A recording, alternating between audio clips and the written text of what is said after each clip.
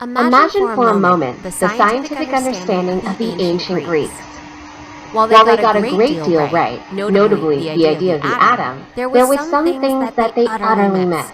One of those is the idea of motion. According to the ancient Greeks, all objects naturally seek a pre-designated location. Heavy items fall to the earth quickly since they are made of materials that come from the earth, for example. Obviously, this is not the case, or else so much of modern life would be impossible. Can you imagine the headlines, "A rocket launch failed because the metal in the fuselage has decided to return to an iron mine?" Luckily, we have the benefit of Sir Isaac Newton's 3 laws of motion. In this lesson, we're going to look at his first law of motion, which states that an object in motion stays in motion, while an object at rest stays at rest until a force acts upon it. And no, the desires of the metal are not the types of forces we are talking about. Have you ever been driving someplace a little faster than you should have been? Go ahead, be honest.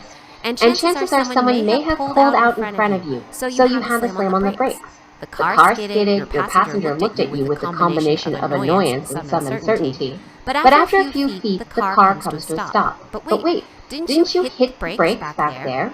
Simply put, the car still had inertia. Inertia is the term given to an object's resistance to any change in motion. Your brakes changed your motion, but they did not do so with enough force to overcome inertia. That's probably not a bad thing, as had you not slowed down over at least some space, chances are that anything unsecured in the car would have inertia that the brakes couldn't stop. Inertia is a pretty powerful force, as anyone who has ever been thrown against their seatbelt can attest to. After all, it keeps the planets in orbit, helps cars maximize their energy output from engines, and carries long-distance runners the last few steps to the finish line. Inertia even helps you kick the dirt off your shoes. Really, when you kick your shoes against the frame to dust them off, the leather and sole of your shoe is firmly attached to your foot, so it doesn't go anywhere. Meanwhile, the dirt on your shoes is not so attached, so it flies off freely. For these reasons, many scientists will often just define Newton's first law as inertia. It's a pretty succinct answer, and those few letters can refer to a concept much too large to cover in one breath. So let's have some fun with inertia.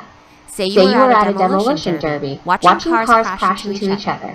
A car slams into another car and both move. Some of the inertia from the colliding car transfers to the car that got slammed into.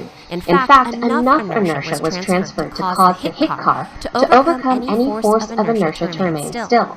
There's plenty of math to explain this sort of conclusion, but this will suffice for now.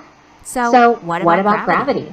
Let's test the inertia of you versus gravity. Jump into the air. Go ahead, jump up. No one is watching. On the way up, your upward inertia overcomes any downward inertia caused by gravity. However, that upward inertia runs out of steam, meaning that the downward inertia carries you back. Again, there's plenty of math to back that up, but what is important now is that you get this concept.